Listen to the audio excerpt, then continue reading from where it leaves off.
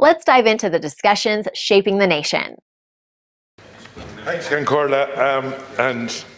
First of all, just to correct the record, we did go in and meet the Taoiseach and the Taoiseach. We put a policy document in front of them, and when we talked about trying to save agricultural sector from a carbon tax, others decided to sign up to it. And when we talked about freezing it and maybe putting it in aeroplanes, that you can decide whether you go on holidays or not, but you can't decide whether you go to work 30 or 40 miles, others decided that they'd let their people suffer that way. That's the reason why we weren't brought into government, just to put the record very, very straight. I think there's no one here, including opposition and including government, that doesn't believe the better we can do something, the more efficient we can do something, the more services, the more social housing, the more buildings that we can supply around this country for the people that need it, our constituents everywhere around the country. And I welcome the announcement on Crossmolina. I think you and I were below on it in 2015 or 16, but you'll agree, I am damn sure, that when you and I went down there, it was between 16 and 20, that it's too long that those people had to live at risk. The efficiency of getting a job done and the stumbling blocks that's in front of it, I am sure you'll agree as well that it is a major problem in this country compared with other countries.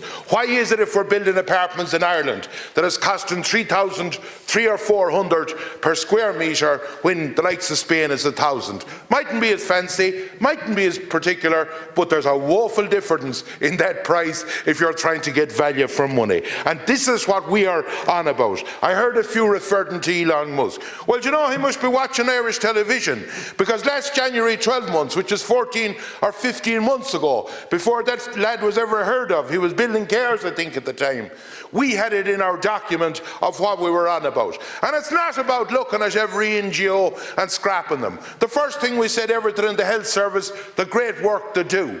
What it is about is, and should anybody have a problem? Should anybody have a problem if they're being reviewed to see are they getting enough money or are they getting too much money? We see in the housing sector, how many housing bodies have we in this country? We see where the government had to put their money in their, or go into their arse pocket and pull out 14 or 15 million when a housing body was getting enough of money. Are we saying, oh, everything is hunky-dory there? Well, we're saying it's not hunky-dory, that there isn't accountability that way.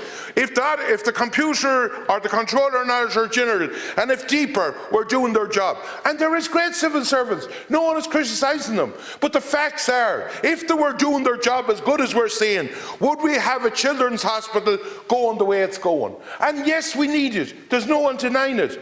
But it's an open book, and ironically enough, everyone's talking about that are we having a go at civil servants? To be actually a private company that would get less money if we were looking at that, or if it was done more efficiently. In the line of round the country, do we not agree this minute that every builder that's building houses should be able to tender for social housing? The facts are they're not. Because if you didn't do one in the last 5 years, you cannot tender for the state, you cannot tender for a state job. Is that the right way of doing things, or should we be allowing more to do it? Are we saying under Irish Water that the people that laid thousands of kilometres of pipes with the county council in group water schemes aren't fit to lay an Irish water pipe? Should they be allowed? Would that make things better? Should they be allowed to tender? My God, I think they should, because that's how you get more efficiency around the country. Ministers cannot micro-watch or micromanage smaller projects. This is about having trust. This is about having balances and checks. This is about bringing in, and that's why we are saying that if you have an oversight body brought in with the expertise watching this, that's all we're looking for. We're not saying you cush and you cush and you cush. What you're saying is you try and get better value for money for all the different people around the country. And I would ask this government to just look at what we're on about. You know, everyone refers to be it America or that our NGOs or whatever. We need to do an overview. And you know what? I don't think anyone that is doing a job efficiently would have one thing to worry about. Because if you're doing a job efficiently, should we have county councils, and you're well aware of this, all the deputies, that they get their budget, and if they haven't spent it towards the end of the year, they have to get rid of it. Or do you know what? You'll get less money the next year. Why don't we look at value per kilometre for roads that they do? And do you know what? Give them more if they're very efficient. Them are the things we need to do under the likes of this motion this morning. Like, share, and subscribe, and let us know your thoughts in the comments. We'd love to hear from you.